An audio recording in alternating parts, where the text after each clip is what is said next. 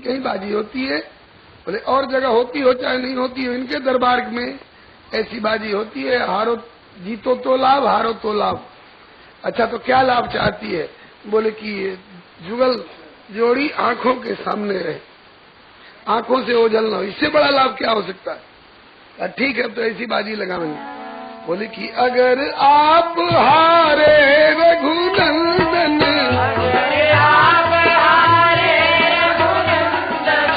मिथिले में रहु बन के चेलो, संभल कौड़ी खेलो। मिथिले में रहु बन के चेलो, संभल कौड़ी खेलो। अगर आप हार जाए तो हमारे चेला बनकर ये मिथिला में रहना पड़ेगा, तो दर्शन होता रहेगा ना। हाँ रघुनंदन बोले कहीं आप लोग हार गई तो? सखियां बोले तो भी सुनिए, जो हारे मिथिलानी कदाचित, तो दासी बनाए संग ले लो, संभल कौड़ी। दासी बनाए संग हो प्यारे रघुवर, संभल कौड़ी खेलो।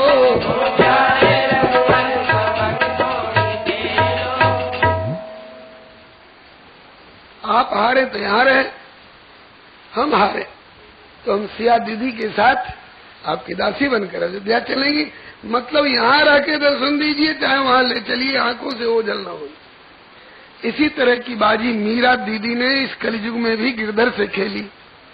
चौपड़ खेलूं पीव सो, बाजी लावो जीव, जो हारी तो पीव की और जो जीतूं तो पीव। दोनों तरफ से लाभ ही लाभ है। इसी तरह की बाजी लंका के दो भाइयों ने खेली, एक जीत गया एक हार गया, दोनों को लाभ हुआ। क्या? बोले हारे पे मुक्ति दई रावण को, और जीते पे दई लंक।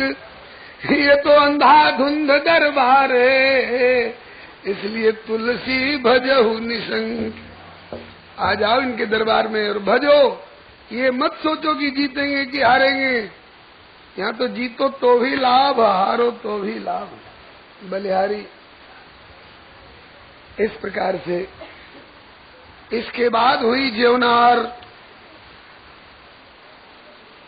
व्यंजन परोस सकल दुल्हा जी के आगे धरे, आग्रह होत चारों दुल्हा कौर अब उठावेंगे।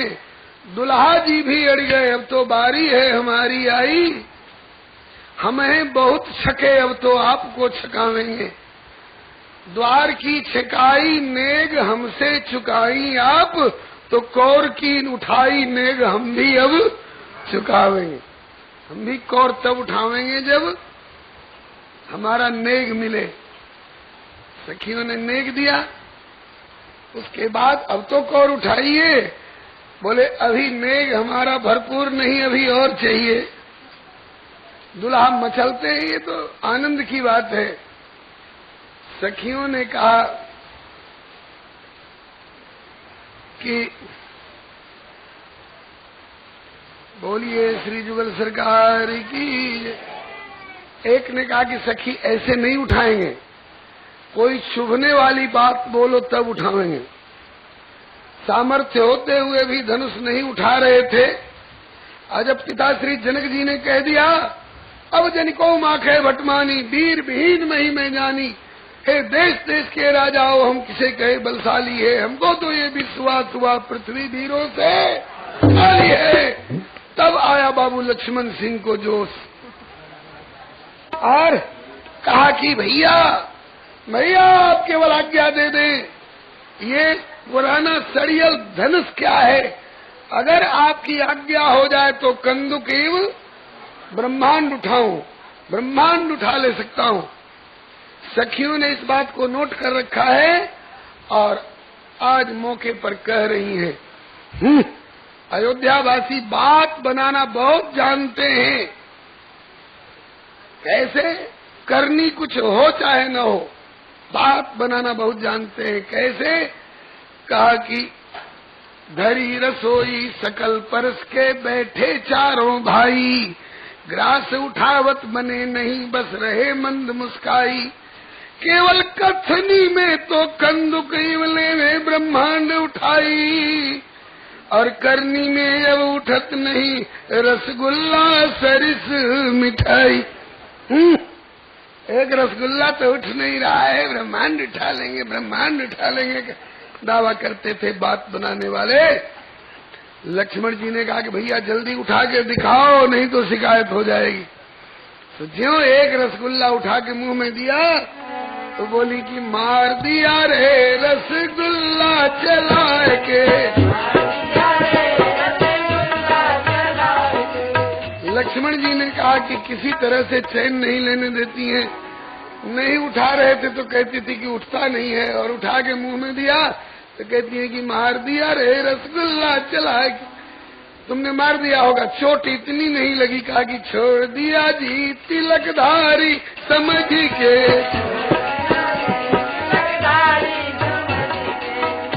श्री चारों जुगल जोड़ी सरकार की। आहा, व्यंजनों का महल खड़ा कर दिया है। मिठाई के महल में बैठे चारों दूल्हा, मिठाई के महल में बैठे चारों दूल्हा, सुगंधी से जिया ललचाए जी, सुगंधी से जिया ललचाए जी। मिठाइयों का महल चुन दिया है। कैसे? बोले बर्फी की सखी ईंट जोड़ाई, बर्फी की सखी ईंट जोड़ाई, और रबड़ी को गाढ़ा लगाए जी, रबड़ी को गाढ़ा लगाए जी। इमरती जिलेबी के जंगला लगाए,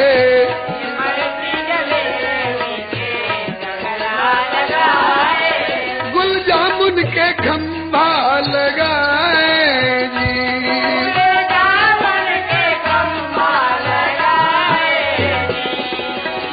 पापड़ की सखी पापड़ को सखी छज्जाल छवाए, पापड़ को सखी छवाए, मालपुआ के गलीचा बिछाए जी,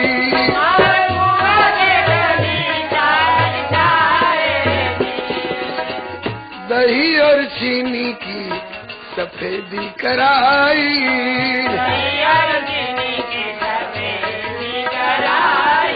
और लड्डू के झाड़ लटकाए जी,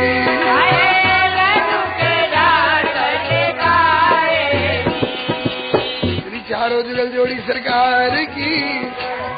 दुल्हा जी ने कौर उठाए, सब बराती लोग भी बड़े प्रेम से जेवत दे मधुर धुन गारी, जेवत दे मधुर धुन गारी, ले ले नाम पुरुष और नारी, नाम पुरुष और नारी, समय सुहावन गार विराजा, समय सुहावन गार विराजा, सतराऊ सुन सहित समाजा, सतराऊ सुन सहित समाजा। बोलिए श्री चारों जुगल जोड़ी सरकार की। गारी गाने का समय नहीं है, दो चार चुटकुले प्रस्तुत किए जा चुके। इसके बाद अगले दिन दशरथ जी ने विदा मांगी, अब आज्ञा दीजिए। 1.5 महीना से ऊपर हो गया यहाँ आए हुए। श्री जनक जी बोले कि अभी तक तो आप एक राहगीर अतिथि के रूप में रहे, समधी तो आज रात में बने हैं ना, तो अब समधी की हैसियत से कम 10 दिन तो सेवा का मौका दीजिए। ठीक, 10 दिन रह गए। बोले कि अब तो आपकी बात रख दी, अब तो आज्ञा दीजिए। बोले सुदी पंचमी को विवाह हुआ था, 10 दिन बीत गए, पूर्णमासी अगहन की निकल गई, पूस में आपके यहाँ विदाई होती है क्या? बोले कि अरे यार तो बड़ा फंस गए, पूस में तो फंस गए, पूस भर तो विदाई होगी नहीं। आगे अब तो दिन अच्छे बनेंगे तब जब सूर्य उत्तरायण होंगे मकर संक्रांति के पश्चात। मकर संक्रांति भी बीत गई। बोले अब तो आज्ञा दीजिए। बोले कि अब बसंत के कितने दिन रह गए हैं। हर साल अयोध्या का बसंत पंचमी खेलते हैं। एक बार खेलत बसंत राजा धीराज, अपने समध्याने का बसंत खेल लीजिए। अच्छा साहब चलिए, आपका मन है तो बसंत भी खेल लिए। अब इसके बाद बोले अब तो आज्ञा दीजिए। बोले अब होली के कितने दिन रह गए हैं। अब होली भी खेल लिए। बोले अब तो आज्ञा दीजिए। बोले होली के बाद फिर चैत में भी विदाई नहीं होती है। और हमने सुना है चैत में हमारे मेहमान की, हमारे जमाई राजा की बरसगांठ पड़ती है। तो हर साल इनके अयोध्या में बरसगांठ मनती होगी। एक बार ससुराल वालों को भी मौका दे दीजिए, अपने पहुना की बरसगांठ मनाने के लिए अच्छा सा मना लीजिए। अब बैसाख में अब तो आज्ञा दीजिए। बोले बैसाख में हमारी लली की बरसगांठ आ रही है। अब पता नहीं कब आवेंगी, सावन में सनुने पे आवेंगी कि कौन महीना में आवेंगी। तो हमको तो यही एक बार अब मौका है ना कि लली की बरसगांठ मना लीजिए। और लली की बरसगांठ भी मन गई। अब तो आज्ञा दीजिए। समझ गए कि जनक जी आज्ञा देने वाले हैं नहीं। दिन उठ विदा अवधपति मांगा, राखई जनक सहित अनुरागा। तब श्री गुरु जी ने कहा कि भैया अब तो राम किन्न चाहे सोई होई। अब राम जी से कहो। राम जी ने कहा कि अब हम अपने हाथ में हैं थोड़े, अब तो हम सिया के हाथ में हार गए। अब सिया से पूछेंगे तब न। अब सिया जी से पूछा राम जी ने अकेले में, हे सिया जी यहाँ तो बहुत आनंद हो रहा है, हमारी मैया रो रही होगी, अयोध्या में उदासी हो रही होगी, कई महीने हो गए हम लोगों को यहाँ आए हुए।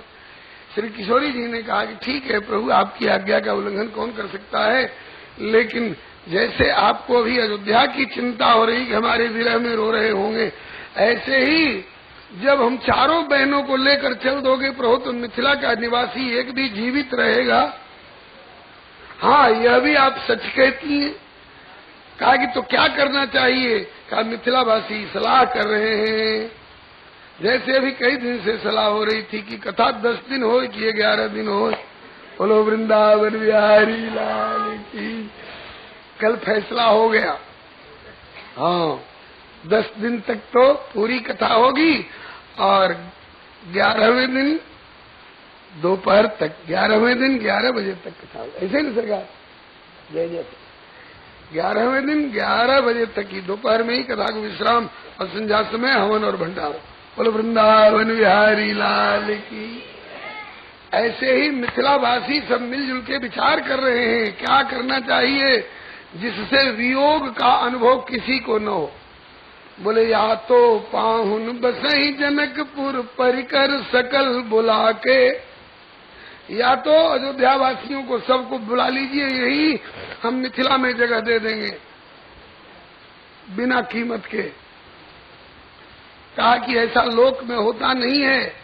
तो कहा कि तो सारे मिथिलावासी अयोध्या चलेंगे, वहां आपको जगह देनी पड़ेगी। कहा कि ऐसा भी लोक में नहीं होता है। तो कहा कि तो आखिर कोई तो उपाय स्वीकार करिए। रघुनंदन ने कहा कि श्री किशोरी जी आप ही कोई समीचीन हल बताइए। सिया जी ने इतना बढ़िया हाल बताया। बोले कि अब तो आपको अपना ऐश्वर्य प्रकट करना पड़ेगा। कैसे? बोले कि अथवा एक रूप से मिथिला और एक रूप से कोसल, जुगल धाम में बिल सहु प्यारे, नित प्रति नव नव मंगल।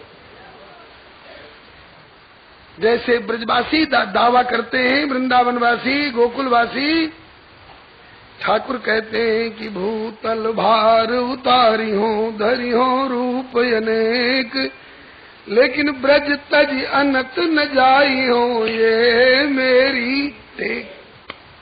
कृष्णोन्यो यदु संभूत यस्तु गोपेन्द्र नंदन वृंदावनम परित्यज्य पादमेकम न गच्छति। इसी तरह से नाथ एक रूप से सदा मिथिला के कोहबर में आप हार भी चुके हैं, यहाँ गिरफ्तार रहिए, लाड़ लड़ाते रहेंगे मिथिलावासी, और एक रूप से मुझे विदा करा के अयोध्या भी चलिए। ये ऐश्वर्य प्रकट करना पड़ेगा। असरसमय प्रस्ताव प्रिया को प्रियतम मन अति भायो, धन्य धन्य कह कियो समर्थन ही से ही लगायो। अजहू नित बिल सत को बरमह नित्य किशोर किशोरी, उदय अस्त से रहित नित्य सत्य सनातन जोड़ी। श्री जुगल जोड़ी सरकार की, श्री चारों जुगल जोड़ी सरकार की। होड़ लगी सखियों में। एक दल बोला कि राम जी धन्य हो गए सिया जैसी दुल्हन पाके, तो दूसरा दल बोला कि सिया जी भी धन्य हो गई राम जी जैसा समर्थ वर पा करके। तीसरा दल बोला कि दोनों की बात ठीक है, लेकिन एक तीसरी बात मैं बताऊं। क्या?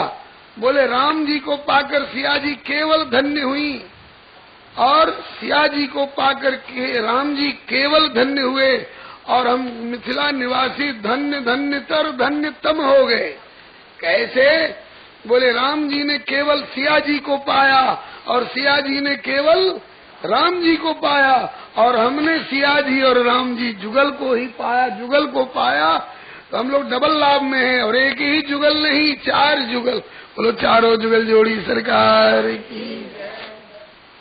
अब एक रूप से अभी भी मिथिला में विराजमान है प्रभु कोवर में, मिथिलावासी लाड़ लड़ा रहे हैं, और एक रूप से विदा करा करके अयोध्या को चले। श्री मानस कल्प में तो परशुराम बाबा जयमाला पढ़ते ही आ गए हैं, लेकिन श्रीमद् भागवत कल्प में मार्गे ब्रजन भृगुपतेर व्यनयत प्ररूढ़म दर्पम महिम कृतयस्त्रिराज बीजाम। बलिहारी जब विदा करा के चल रहे थे तो रास्ते में परशुराम जी मिले। मानस कल्प में पहले क्यों आ गए परशुराम जी? इसलिए कि जयमाला पढ़ते ही दुष्ट राजा लोग तीर और तलवार निकाल निकाल कर यूं और यूं करने लगे। हमारे रहते सिया को कोई नहीं ले जा सकता है। लक्ष्मण जी ने भी अपना धनुष चढ़ाया और तरकस पर हाथ ले गए। राम जी ने देखा कि अभी तो यहाँ वर्षा हुई थी प्रसून की, और लक्ष्मण जी का धनुष चढ़ जाएगा तो कौन चीज की वर्षा होगी? खून की। तो मंगल भवन अमंगलहारी के मंगल में विवाह के मंगलाचरण के अवसर पर ये रक्तपात होना ठीक नहीं है। इसीलिए लक्ष्मण जी को मना कर दिया, धनुष मत चढ़ाओ। बोले दुष्टों का इलाज क्या है? बोले अभी बुलाता हूँ। तब तक आए गए भृगुनाथ। किसने धनुष तोड़ा है? सब तलवार और तीर म्यान में चली गई दुष्ट राजाओं की।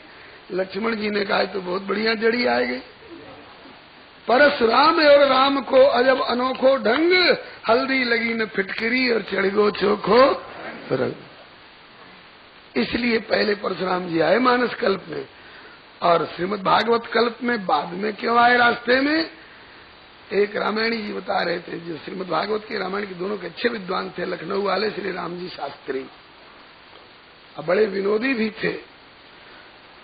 उन्होंने कहा कि दशरथ जी के मन में अफसोस रह गया था कि मेरे लाल जी ने उस धनुष को, जिसे रावण और बाणासुर भी नहीं उठा सके, कैसे उठाया होगा। मैं अगर रहता वहां तो मैं भी देखता कि मेरे लाल जी धनुष कैसे उठा। इसलिए राम जी ने कहा कि पिताजी अफसोस क्यों कर रहे हो? उसी टक्कर का एक और धनुष अभी आ रहा है परशुराम जी के हाथ से। उसी तारीख में, उसी तत्व से और उसी कारीगर से बनाया गया।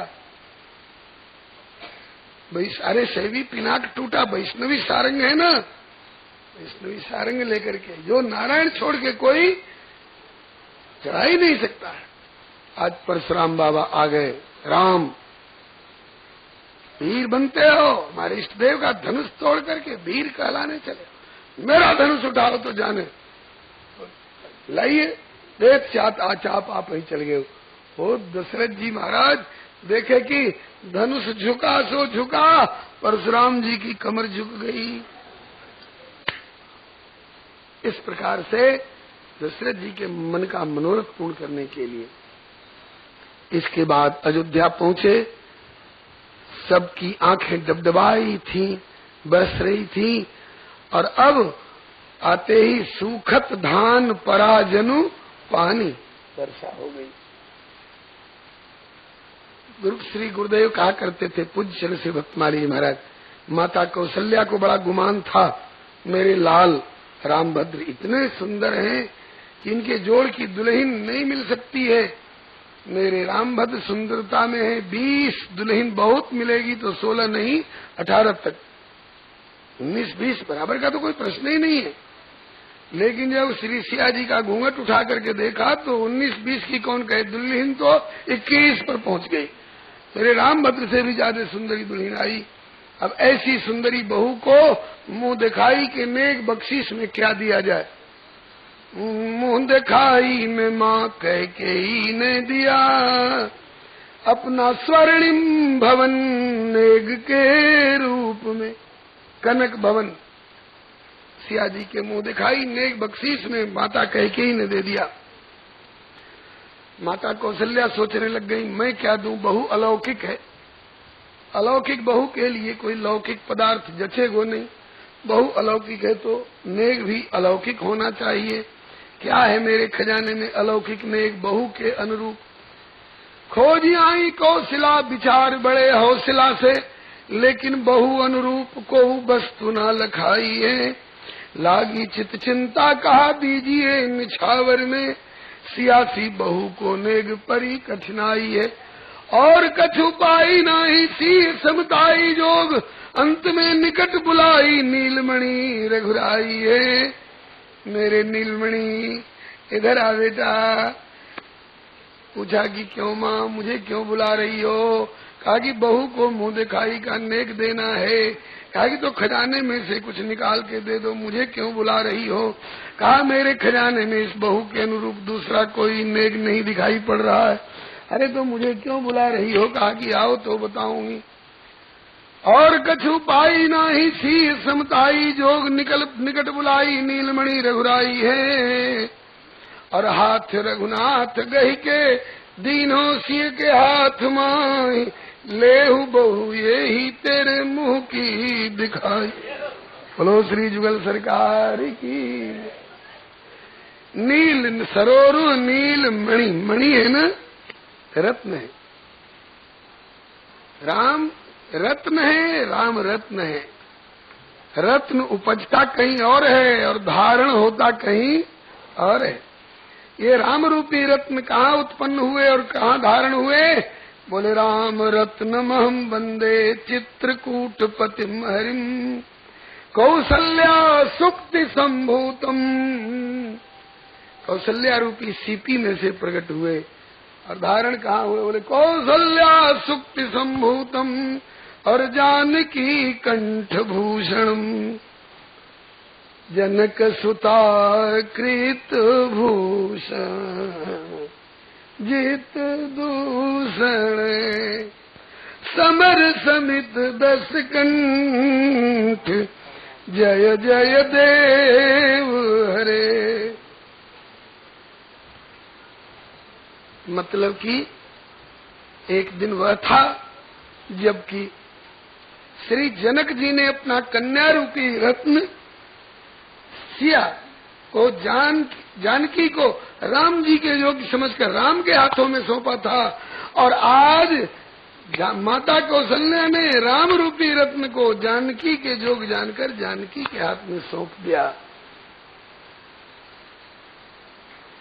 इससे ध्वनि निकलती है कि तुल्यशील वयोवृत्ताम तुल्याभिजन लक्षणाम राघवो रति वैदेहिम तम चेयमसि तीक्ष्णा। राघव के अनुरूप केवल जानकी है और जानकी के अनुरूप केवल राघव है। गिरा अर्थ जल बीच सम, कहियत भिन्न न भिन्न, बंदो सीताराम पद जिन्हें परम प्रिय खिन। श्री रीवा नरेश महाराज रघुराज सिंह जी ने, और लोग सीता स्वयंवर लिखते होंगे, उन्होंने राम स्वयंवर लिखा। उस ग्रंथ में वर्णन किया है, दय रघुनंदन रत्न सियाकर सास सकोचित मुख देखो। फिर भी सकुचाती हुई, क्योंकि राम है जानकी से 20 और जानकी है राम से 21। इनके बराबर का अभी भी नहीं हो रहा है। लेकिन इससे बढ़ चढ़ के और कोई रत्न मेरे पास है ही नहीं, इसलिए अब राम रूपी रत्न को ही जानकी के हाथ में सौंपा। इसके बाद अब बहुत बड़े जंक्शन पर गाड़ी अभी तक पहुंची थी, इसलिए देर तक रुक गई। अब तेज रफ्तार से चलेगी, क्योंकि फिर बड़े जंक्शन पर ही जाकर के रुकना है इसको। अब राज्याभिषेक पर गाड़ी रुकेगी। और जब गाड़ी ज्यादा तेज रफ्तार में चलने वाली हो तो उसमें लिखा रहता है कि आप लोगों का कोई भी अंग गाड़ी से बाहर नहीं निकला हुआ होना चाहिए।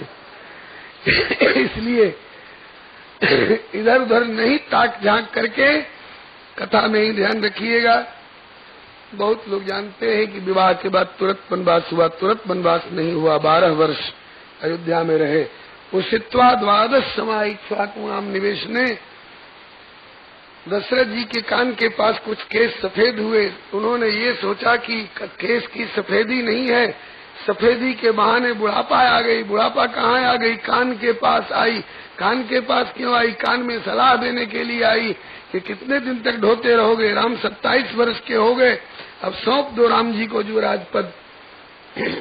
राम जी युवराज पद लेने के लिए नहीं आए हैं साकेत गोलोक वैकुंठ छोड़ करके, तो पृथ्वी का भार उतारना था। इसलिए माता कैकेयी से पहले वरदान मांग रखा है, मालूम है कि नहीं? नहीं तो बता दूं। हाँ, बचपन में एक खेल किया रघुनंदन ने। बचपन में मझली मैया से विजयनी सदा की कैकेयी, हारी निज राम रमैया से। एक दिन रघुनंदन दबे पांव औचक पीछे से आकर के कर कमलन मूद लई अखियां मैया की नजर बचा करके। गई मौन रहे कुछ देर प्रभु, मुख से नहीं कहत कछु बहना। अंतर गर्भित है मूक प्रश्न, बतलाओ मुदे को नैना। लक्ष्मण का नाम लिया माता ने कर टटोल कर अटकर से। है कौन जगत में जीत सके जो लीलाधर नटनागर से। लक्ष्मण का नाम लिया माता कैकेयी ने, तो राम जी आंख छोड़कर आके गोदी में बैठ गए। बोले रघुबर इस खेल माही मैया तू मुझसे हार गई। माता बोली प्यारे रघुबर मैं तू तुझ पर बलिहार भई। रघुबर बोले जो हारे वह कुछ देता है, क्रीड़ा में जीतन हारे को। माँ बोली मैं भी दूंगी मुंह मांगा अपने श्री रघुनंदन प्यारे को। बोले रघुबर हाँ मांगूंगा पर कठिन मांग होगी मेरी। माँ वचन मुझे दो जो मांगो इच्छा पूरी होगी तेरी। माता बोली रघुनंदन मुझे विश्वास है तुम जो योजना बनाओगे हितकर होगा, क्योंकि तुम्हारा नाम है राम भद्र। जो तुम योजना बनाओगे भद्र माने कल्याणकारक होगा। हाँ माँ, हितकर ही नहीं परम हितकर, व्यक्तिगत नहीं सचराचर का अनिवार्य कार्य ये करना है, उतने सिर भार धराधर का। हाँ बेटा अब मांग बेटा। रघुनंदन ने कहा मांगने से पहले एक और वचन, योजना कार्यान्वित हो योजना से ही, इसके पहले कोई जाने ना। कार्यान्वित हो योजना से ही, इसके पहले कोई जाने ना। निज 2 वरदान पिताजी से हटकर पूरा करवा लेना। और वो भी कब? जब हो पिताजी मेरे हित राज्याभिषेक के अभिलाषी। मां लेना तब ही मांग राम हो बरिस 14 वनवासी। युवराज हो प्रिय भरतलाल कौशल का भार संभालेंगे, तब तक हम वनवासी बनकर सब बिगड़ी बात बना लेंगे। रह गई ठिठक मझली मैया, ये कठिन काम मुझसे लोगे। कौशल उजाड़ने का कलंक अपनी मझली माँ को दोगे। हाँ, क्योंकि तुम्हारे अलावे और कोई दूसरा जो काम संभाल सकोगी, तुम कोई दूजा नहीं निभा सकता। माँ बोली कि ठीक है ऐसा कर दूंगी, लेकिन तुम्हें वनवास दिलाकर मैं प्राणों का परित्याग कर दूंगी। कहा नहीं, जीवित रहना होगा। माँ बोली कि रहकर जग में सहकर सबकी, हे लाल कठिन होगा जीना। आजीवन शिक्षक शिक्षक होगा अपजस का कटतम विष पीना। फिर भी यदि तुम्हें पसंद यही योजना अगर जगहित करे, तो पति पुत्र राज्य सुख सुजस स्वर्ग तेरी रुचि पर पुत्र निछावर। इस तरह जगत के हित कारण योजना बनी सुखशीला है। कैकेयी मातु निमित्त मात्र ये तो नारायण प्रभु लीला है। कैकेयी माता को बहाना बना करके वनवास की यात्रा किए। श्री जानकी जी से कहा तुम यहीं रहो। कहा मैं श्री ज्ञानी शिरोमणि जनक राज की पुत्री हूँ। जब सुख के दिनों में आपका साथ दिया है तो विपत्ति में साथ छोड़ूंगी नहीं। पतिव्रता हूँ, काया छाया की तरह आपका अनुसरण करूंगी। कहा अगर आदेश कर दूं कि रहना होगा तो, कहा कि रह जाऊंगी लेकिन 14 वर्ष जीवित रहूंगी का आश्वासन नहीं दे सकती। यही हाल श्री लखनलाल जी का है। और जगह के भाई लक्ष्मण जी और श्री जानकी जी ने वन यात्रा में प्रभु का साथ दिया।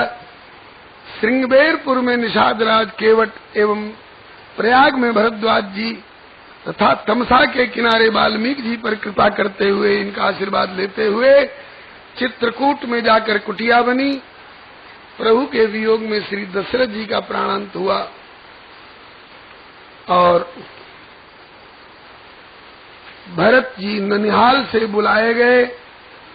पिताजी के मरने का दुख जितना हुआ उससे ज्यादा दुख इस बात का हुआ कि मेरी माँ ने मेरे नाम पर मेरे प्रभु को जंगल जंगल भटकाया, सो भी 14 वर्ष के लिए।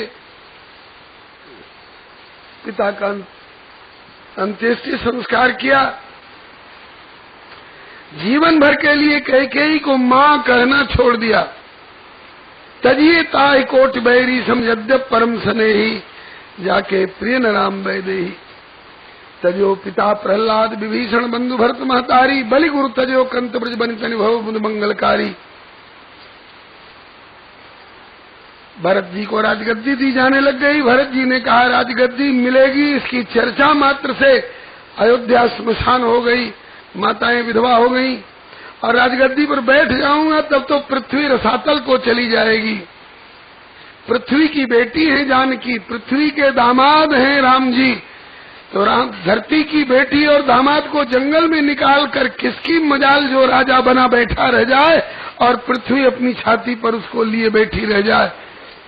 मोह राज हट गई हो जब ही रसा रसातल जाही तब ही।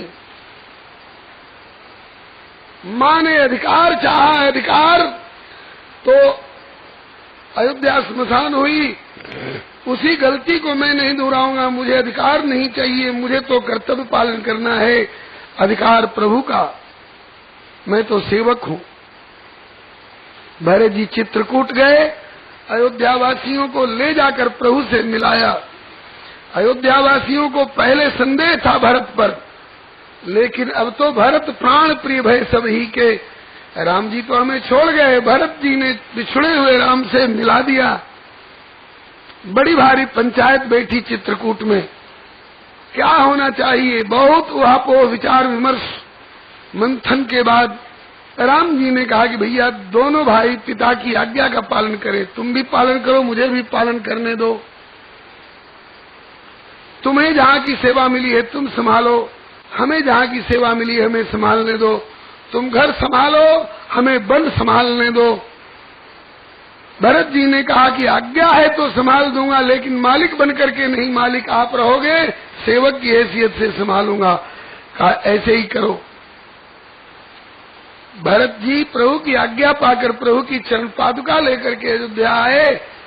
विश्व के इतिहास में कोई भाई दिखाइए तो जो अपने अग्रज की अनुपस्थिति में उनकी खड़ाओं को सिंहासन पर रख करके मांग मांगी आयस करत राजकाज बहुभांति। इसीलिए तो कहते हैं कि भयउ न भुवन भरत संभाई।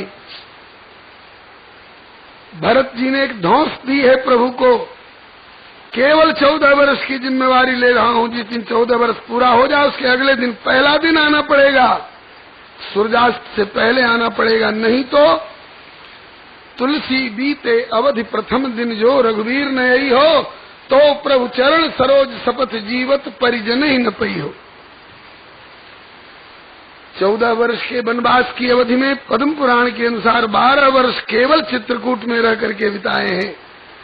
2 वर्ष में आगे की लीला चित्रकूट में जयंत आया, देवराज इंद्र का बेटा जानकी को चोंच मार करके भागा, कहीं शरण नहीं मिली राम जी के बाण के आगे, तो फिर राम जी की शरण में आकर के गिरा, लेकिन उल्टा गिरा, पैर हो गया प्रभु की ओर, मस्तक हो गया दूसरी ओर। तो जानकी ने अपने बच्चे की तरह उठा करके उसका मस्तक प्रभु के चरणों में जोड़कर कहा, क्षमा करे प्रभु।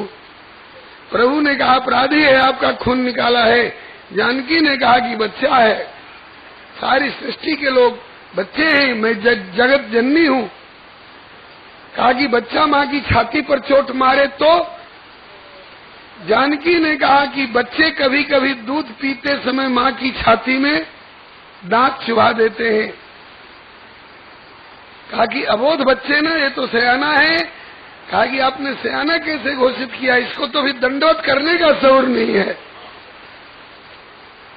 रघुनंदन ने सोचा इतनी करुणा लेकर के अगर जानकी आगे बढ़ेंगी तो रावण पर भी हथियार नहीं उठाने देंगी, इसलिए बोले तुम पावक में करो निवासा। आगे की लीला जानकी के द्वारा नहीं, जानकी के प्रतिबिंब के द्वारा होगी। लंका के पतितों का उद्धार करने के लिए जानकी नहीं, जानकी की छाया ही बहुत है।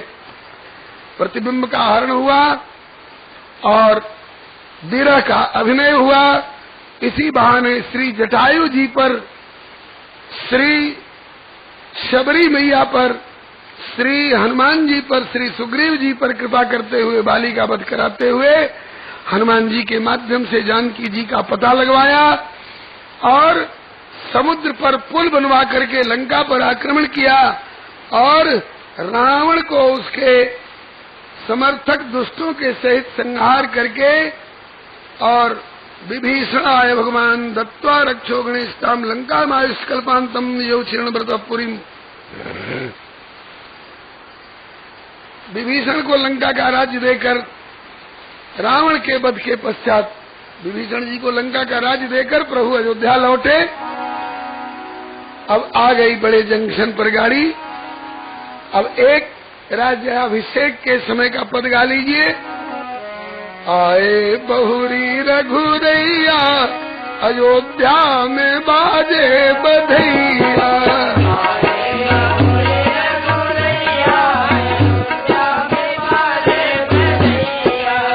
14 बरस बाद लौटे सियासन,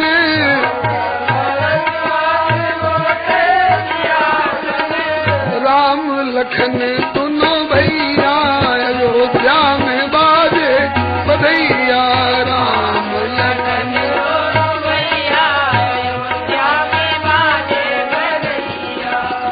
उतरे प्रभु पुष्पक विमान से, उतरे प्रभु पुष्पक विमान से, संग में सखा समुदैया अयोध्या में बाजे बधैया, सखा समुदैया अयोध्या में बाजे बधैया। बानर भालू सहित रघुनंदन,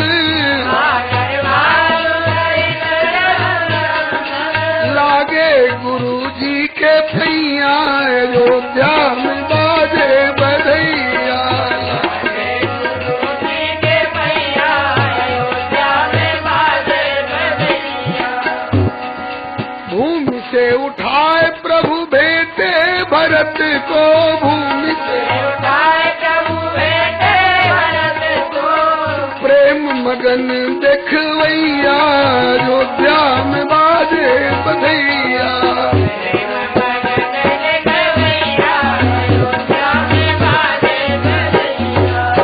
सुन आगमन मातु सब धाई,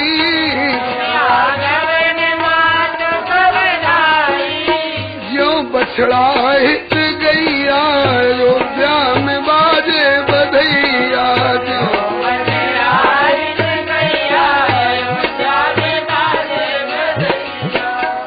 माता कौशल्या आदि आरती उतारे, माता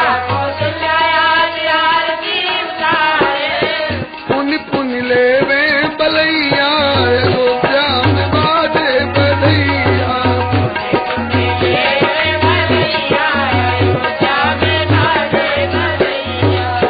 मन में विचारे कैसे रावण को मारे, मन में अति सुकुमार मेरे छैया, अवध में बाजे बधैया।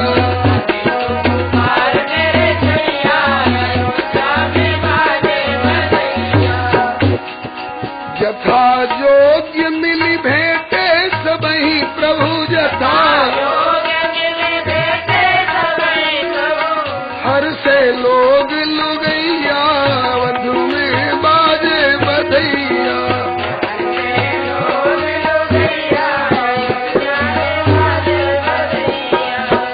आए बहुरी रघुरैया, अवध में बाजे बधैया।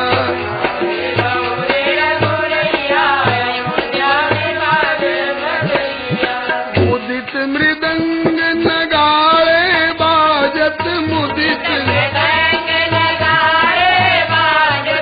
झांझ शंख सहनैया, अयोध्या में बाजे बधैया।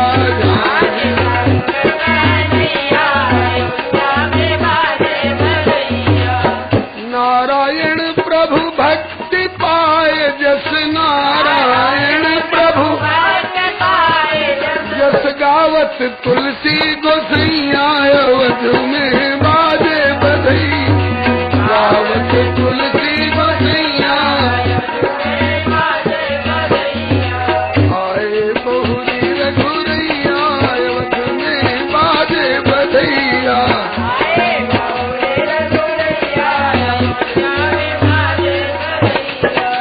श्री अयोध्यानाथ की जय। श्री राम भरत मिलाप महोत्सव की जय। श्री राम राज्याभिषेक महोत्सव की जय। हे प्रभु बिलो की मुनि मन अनुरागा,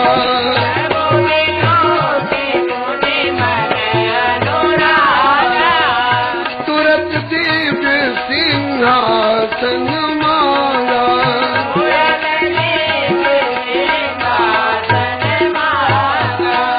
सिंहासन पर त्रिभुवन साई,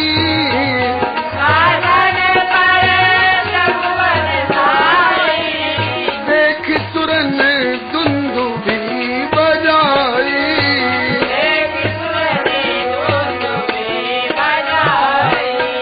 राम राज्य बैठे त्रैलोका,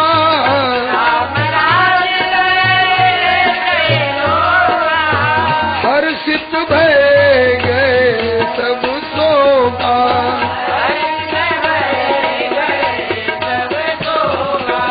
राजा रामचंद्र भगवान की जय। श्री भरतलाल की जय। श्री लखनलाल की जय। श्री शत्रुघ्न कुमार की जय। श्री चारों भैयन की जय। श्री चारों बहनी की जय। श्री हनुमंत लाल की जय। श्री राजा रामचंद्र भगवान की जय। श्री जनकराज दुलारी जी की जय। श्री राम राज्याभिषेक महोत्सव की जय। श्री राम जन्मभूमि की जय। श्री कृष्ण जन्म स्थान की जय। श्री काशी विश्वनाथ की जय। श्री सनातन धर्म की जय। श्री सर्व संत वैष्णव भगवान की जय। बंधुओं, श्री प्रभु कृपा से श्री प्रभु राजगद्दी पर विराजे। राम राज्य की बड़ाई तो है, लेकिन राम राज्य की नींव जो है वो श्री भरत लाल की जमाई हुई है। सारी व्यवस्था भरत जी ने कर रखी है। केवल यही अभाव था कि राम जी सिंहासन पर आकर बैठ गए। भरत जी ने छत्र लगाया पीछे से, लोगों ने पूछा कि 14 वर्ष के बाद आप सामने की कोई सेवा लेते तो मुखचंद्र का दर्शन होता, छत्र लेकर पीछे क्यों खड़े हो गए? बोले कि मेरे नाम पर प्रभु को 14 वर्ष वन में भटकना पड़ा, मैं प्रभु के सामने खड़ा होने लायक नहीं हूँ। प्रभु से पूछा गया कि नाथ, भरत को पीछे क्यों खड़ा किया है? कहा कि इस क्रीड़ा में मैं भरत से हार गया हूँ। ये फुटबॉल मैच था, अयोध्या की संपत्ति गेंद थी। राम जी चाहते थे कि भरत के गोल में जाए और भरत जी चाहते थे कि राम जी के गोल में जाए। गेंद किसके गोल में गई जी? तो राम जी हार गए ना। तो राम जी कहते हैं कि मैं इस कंदुक क्रीड़ा में हारा हुआ खिलाड़ी हूँ। तो जो हारा होता है वो जीतने वाले को अपनी पीठ दिखा देता है। आज तक राम की पीठ किसी ने नहीं देखी, लेकिन भैया भरत से मैं हार गया हूँ, इसलिए भैया भरत को मैंने अपनी पीठ दिखा दी। और कहा कि भरत कहते हैं कि मैं प्रभु के सामने खड़ा होने लायक नहीं हूँ, इसलिए पीछे हूँ। कहा कि वे ऐसा समझते हो तो समझे, मैं तो समझ रहा हूँ कि मैं भरत से हारा हुआ हूँ, मैंने उनकी पीठ दिखा दी। आप लोग इतने निश्चिंत क्यों हैं? कहा कि इसलिए कि हमारी पीठ पर प्रभु राम हैं। तो कहा कि राम से पूछिए कि आप इतने प्रसन्न क्यों हैं? तो कहेंगे कि इसलिए कि हमारी पीठ पर भैया भरत शरीक है, मददगार हैं। आप लोग इतने निश्चिंत क्यों हैं? कहा कि हम राम जी की छत्र छाया में हैं। राम जी इतने प्रसन्न क्यों हैं? इसलिए कि हम भैया भरत की छत्र छाया में हैं। ये आपस का भ्रातृ प्रेम हर भाई के लिए आदर्श है बंधुओं। इसके बाद बहुत लोग जानते हैं कि राज्याभिषेक के बाद तुरंत जानकी जी को निर्वासन किया गया। नहीं, गोस्वामी तुलसीदास जी ने गीतावली में लिखा है 12,500 वर्ष अयोध्या में जानकी के साथ राज्याभिषेक के बाद 12,500 वर्ष रहने के बाद सब मूल पंक्ति बता दूं, सहस द्वादश पंच शत में कछुक है अब आयु, भोग पुण्य पितु आयु को सो किए बनत बनाओ, परिहरे बिन जानकी नहीं और अनघु पाओ। दशरथ जी ने अपनी आयु पूरी होने के पहले ही श्रवण कुमार के पिता के हिसाब से शरीर छोड़ा है। तो और पुत्र लोग पिता की द्रव्य परक ऋण को तो चुकाते हैं, लेकिन आयु परक ऋण को चुकाना औरों के बस की बात नहीं है, क्योंकि औरों की आयु ब्रह्मा के अधीन होती है। राम जी कहते हैं कि मेरी आयु ब्रह्मा के अधीन नहीं है, इसलिए जो पिता की आयु शेष रह गई है वो भी ऋण चुकाऊंगा। और जितने दिन तक पिता की आयु का ऋण चुकाऊंगा उतने दिनों तक जानकी मेरे वाम भाग में कैसे बैठेंगी। इसलिए इस अवधि में जानकी को वाल्मीकि जी के आश्रम पर जाना होगा।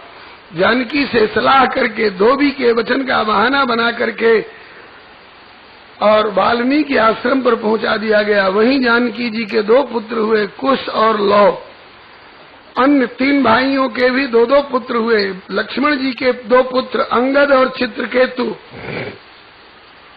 भरत जी के 2 पुत्र तक्ष और पुष्कल, शत्रुघ्न जी के 2 पुत्र सुबाहु और सुतसेन। इसके बाद शत्रुघ्नश्च मधो पुत्रम लमणम नाम राक्षसम हत्वा मधुबने चक्रे मथुराम नाम वैपुरीम। मधुबन में लवणासुर मधु दैत्य का बेटा बहुत उपद्रव कर रहा था, प्रजा को सता रहा था। राम जी ने शत्रुघ्न जी से कहा तुम्हारा नाम शत्रुघ्न है, जाओ प्रजा को सताने वाले शत्रु का हनन करो, अपना नाम सार्थक करो। तो श्री शत्रुघ्न जी ने मधुबन में आकर के मधु दैत्य के बेटा लवणासुर को मारा और मथुरा नाम की पूरी राजधानी बसाई। ये मथुरा श्री शत्रुघ्न जी की बसाई हुई राजधानी है। जानकी जी के निर्वासन के बाद त्रयोदशाब्द सहस्रम अग्निहोत्रम खंडितम 13,000 वर्ष और अखंड अग्निहोत्र पूर्वक इस भूतल पर विराजे। 25,500 वर्ष पहले, 12,500 वर्ष पहले के और 13,000 वर्ष और ऊपर के 25,500 वर्ष, ये दो प्रमाण से। और श्री राम रामायण वाले कल्प से 10 वर्ष सहस्राणी 10 वर्ष शतानी च। तो कुछ लोग 11,000 वर्ष का अर्थ करते हैं, कुछ लोग सहस्राणी और शतानी का बहुवचन वाला अर्थ लेकर के 33,000 वर्ष का भी अर्थ किया है। अस्तु स्मरताम हृदय विन्यस्य विद्धम दंडक कंटकै स्वपाद पल्लवम राम आत्मज्योतिरगात्ततः। रघुनंदन ने अपने उन चरणारविंदों को जो दंडक बन के कांटों से विद्ध, अभी भी कांटे उनमें पड़े हुए हैं, कांटों को निकाला नहीं प्रभु ने। कोई निकालने जा तो कहते कि कांटे नहीं हैं, इन कांटों के रूप में मेरे चरण की शरण लेने वाले मेरे प्यारे जीव हैं। आज चरणों से अलग कर दूंगा तो फिर मेरे चरण की शरण में कोई नहीं आएगा। ऐसे शरणागत वत्सल प्रभु। श्री सुखदेव जी को धाम जाते समय भी वे कंटक प्रभु के चरणारविंद में दिखाई पड़ रहे हैं। और उन चरणों को कहाँ रखा? बोले स्मरताम हृदय विन्यस्य विद्धम दंडक कंटकैः स्वपाद पल्लवम राम आत्मज्योतिरगात्ततः। फिर प्रभु अपने धाम को चले गए। भक्तों के हृदय कमल में अपने चरणारविंद को प्रतिष्ठित करके एक श्लोक से शरणागति करके श्री रामचरित्र प्रारंभ किया था और एक श्लोक से शरणागति करके श्री रामचरित्र को विश्राम दे रहे हैं। यस्यामलम नृपसदस्वेशोधुनापि गायन्त गगनमृषयो देवेन्द्र पट्टम तम नाकपाल वसुपाल किरीट जुष्ट पादाम्बुजम रघुपतिम शरणम प्रपद्ये। आज भी प्रभु का सुजस दिग्गजों के ललाट पट्ट पर स्वर्णिम अक्षरों से अंकित है। बड़े बड़े नागपाल वसपाल के किरीट से जिनके पाद पीठ पूजित हैं, उन रघुनंदन के चरणारविंदों की हम शरण लेते हैं। ऐसे कह के अब अध्याय को विश्राम देने जा रहे हैं। श्री सुखदेव जी कहते हैं कि उन दिनों में जिन जिन ने राम जी का दर्शन किया अथवा जिन जिन को राम जी ने अपनी कृपा दृष्टि से देखा, सब के सब भगवत धाम के अधिकारी हुए। अब के लोग सोचे कि हम भी उस समय रहते तो हम भी उनके दृष्टि पथ में आते, उनके धाम के अधिकारी होते। तो श्री सुखदेव जी कहते हैं कि पुरुषो रामचरितम श्रवणैरुपधारेन आंध्र संस परो राजन कर्म बंधैर विमुच्यते। आज भी अरे प्रभु धाम में गए हैं, लेकिन प्रभु अपना चरित्र तो यहाँ छोड़ गए हैं। उनके चरित्रों को कानों से सुनो, वाणी से गाओ, हृदय से स्मरण करो तो तुम भी वही जाओगे। अयोध्यावासिन पूर्वम यथा रामेण संगता। श्री सूरदास जी कहते हैं ता दिनते वे ब्रजलोग ये सुख संपत्ति न तजे, सुन सबकी गति असूर जिन हरि चरण भजे।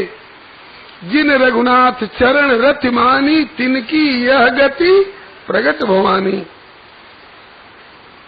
अब इसके बाद आगे वर्णन करते हैं कि प्रभु के धाम जाने के पश्चात उनके पुत्र कुछ बड़े हैं, लव छोटे हैं। कुछ को राज्य मिला, कुछ के पुत्र अतिथि, अतिथि के निषद, निषद के नव, नव के पुंडरीक, पुंडरीक के क्षेम धनवा। ऐसे वर्णन करते करते और सुमित्र नाम के सूर्यवंशी राजा तक वर्णन आया है। बीच के एक सूर्यवंशी राजा महाराज मरु जिनका नाम है, ये अभी भी कलाप ग्राम में योग में स्थित होकर तप कर रहे हैं। और एक चंद्रवंशी राजा देवापी, शंतनु जी के बड़े भाई देवापी, श्री भीष्म पितामह के ताऊ जी देवापी। सूर्यवंशी राजा मरु और चंद्रवंशी राजा देवापी दोनों अभी भी योग में स्थित कलापग्राम में विराजमान हैं।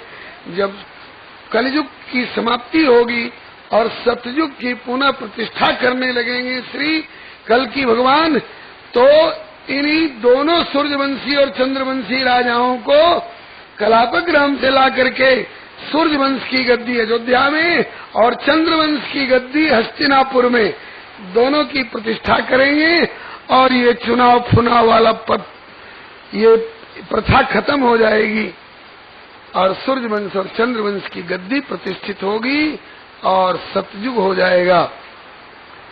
अब तक आप लोग सूर्य वंश में इक्ष्वाकु वंश की शाखा सुन रहे थे और अब सूर्य वंश की ही एक शाखा और है, निमि वंशी शाखा। निमि राजा यज्ञ कराना चाहते थे, वशिष्ठ जी से कहा मेरा यज्ञ करा दीजिए। वशिष्ठ जी बोले आपसे पहले स्वर्ग लोक वालों का बुलवा आया है, पहले उनका यज्ञ करा के आऊंगा तब आपका कराऊंगा, प्रतीक्षा करो। वशिष्ठ जी तो उधर स्वर्ग वालों का यज्ञ कराने गए और इधर निमि राजा ने गौतम गोत्रीय ब्राह्मणों को आचार्य रूप में वर्ण करके अपना यज्ञ संपन्न करा लिया। वशिष्ठ जी लौट कर बोले कि अब हम आ गए हैं, अपना यज्ञ करा लीजिए। बोले कि हमारा यज्ञ हो चुका, कब तक हम आपकी प्रतीक्षा करते, शुभ काम कितना दिनों तक चालते।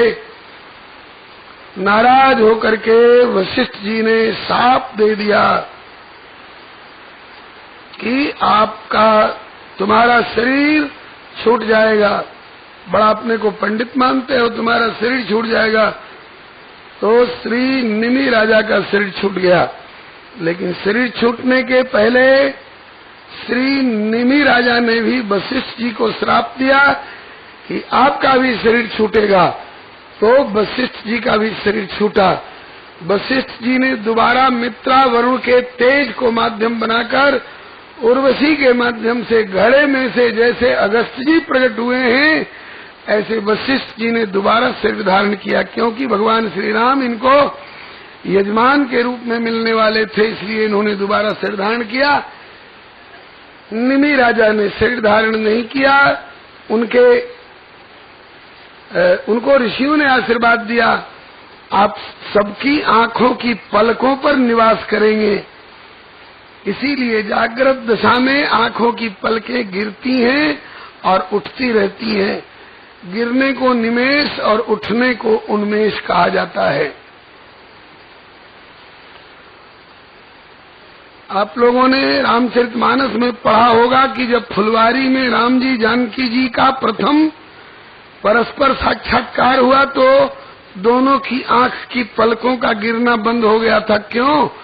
उस समय नेत्र की पलक पर निवास करने वाले निमि राजा हट गए फुलवारी से बाहर। पलकन हूँ परिहरी निमेखी, क्योंकि जहाँ मेरे खानदान की बेटी जानकी अपने प्राण वल्लभ का दर्शन कर रही है, वहाँ बड़े बूढ़े का रहना बीच में ठीक नहीं है। इसलिए मनहु सकुच निमि तजे दृगंचल। निमि का शरीर छूटा, अब भी पलकों पर निवास करते हैं। इनके निष्प्राण शरीर का वैदिक विधि से मंथन हुआ, जिससे मिथिल जनक अथवा वैदेह नाम के पुत्र उत्पन्न हुए। उनके पुत्र हुए उदावसु, उदावसु के नंदिवर्धन, नंदिवर्धन के सुकेतु, उनके देवरात। इसी देवरात जी के समय में शंकर जी का धनुष इस खानदान में पूजित होने लगा था, जो श्री क्षीरध्वज जनक जी के समय में श्री राम जी ने तोड़कर जानकी जी के साथ विवाह किया।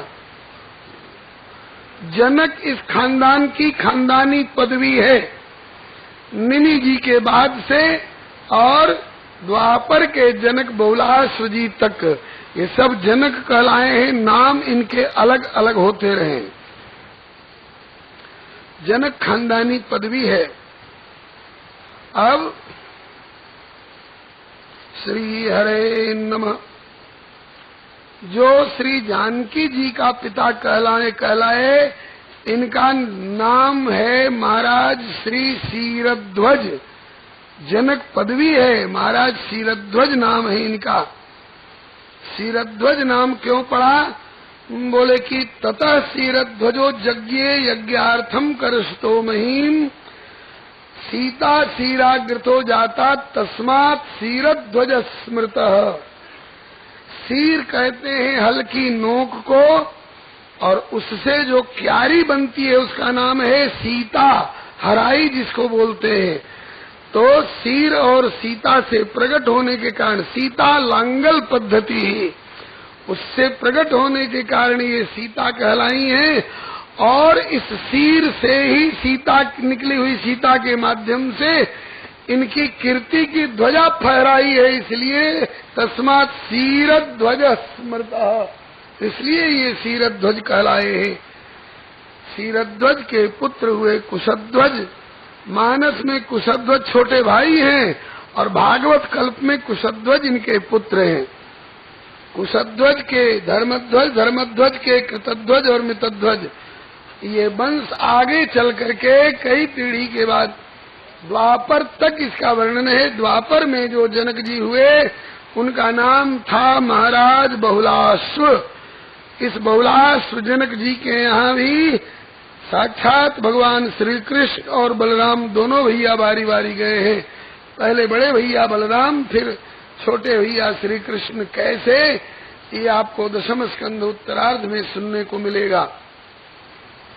ये विदेहराज श्री निमि जी महाराज से वर्णित होकर के, प्रारंभ होकर के और बहुलाश्व जनक जी तक वर्णित यह खानदान जो है, ये वंश परंपरा, इसमें जितने राजा हुए हैं सबके लिए श्री सुखदेव जी कहते हैं, एते वै मैथिला राजन आत्मविद्या विशारदा योगेश्वर प्रसादेन द्वंद्वैर मुक्ता गृहेष्वपि।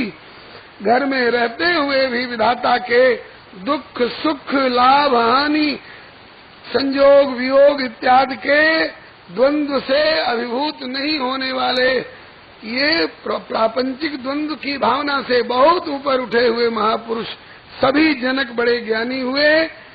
अब तक आप सूर्य वंश की चर्चा सुन रहे थे, अब सायंकाल चंद्र वंश की चर्चा होगी। हाँ, सायंकाल ही चंद्र वंश की चर्चा ज्यादा उपयुक्त रहेगी। चंद्रमा ज्यादा बढ़िया सायंकाल में चमकते। श्री हरे नमः। अब 11 बज